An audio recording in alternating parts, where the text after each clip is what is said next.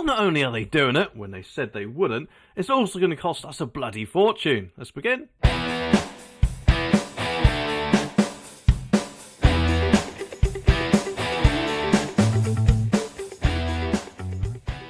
Now, correct me if I'm wrong, but I'm pretty sure that Labour said they wouldn't increase the taxes on working people. And obviously they do seem to be struggling a bit with that term. I mean, it's kind of obvious that anyone with a job is a working person. Surely, I mean, that's common sense, isn't it? But it does seem Labour's common sense is quite lacking, because what they just kind of done is basically give all the poorest people a good old virtual kick in their wallets. So what am I going on about then? What's going on? Well, according to this article, it says that Labour will hit almost 1 million working people with a £500 a year rise. But just what is that rise? Well, apparently it's bus fare, and obviously a lot of people out there drive instead, so no doubt will be affected in other ways. But for the poorest people who can't afford a car, your only option is public transport, isn't it? And to increase the bus fare cap from a single journey from £2 to £3 is basically a 50% increase, isn't it? And obviously, if you do 2 of them a day, once to work and once back, that's going to add up to an extra £10 a week or £40 a month, or maybe, who knows, that could even cover the cost of your size subscription, couldn't it?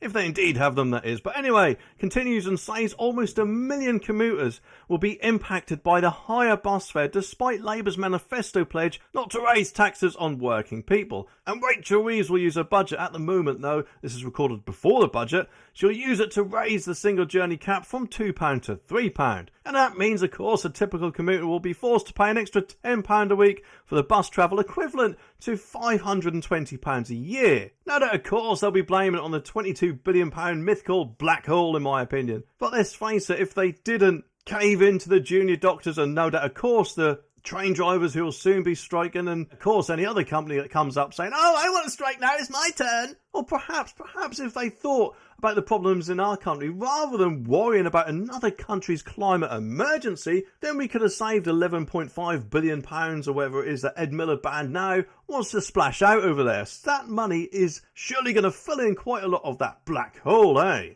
And Helen Watsley, the Shadow Transport Secretary, she said clearly bus users don't count in Labour's definition of working people either.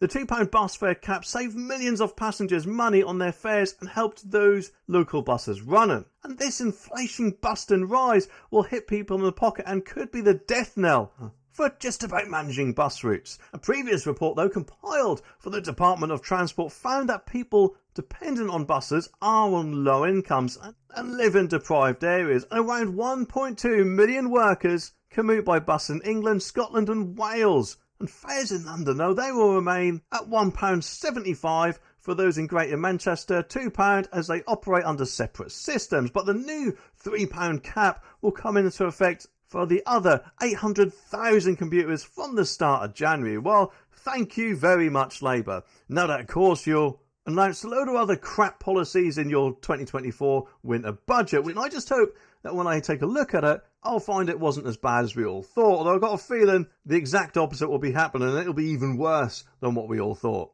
Something I'm guessing quite a lot of Labour voters are now starting to see, and who knows, maybe even regretting their vote.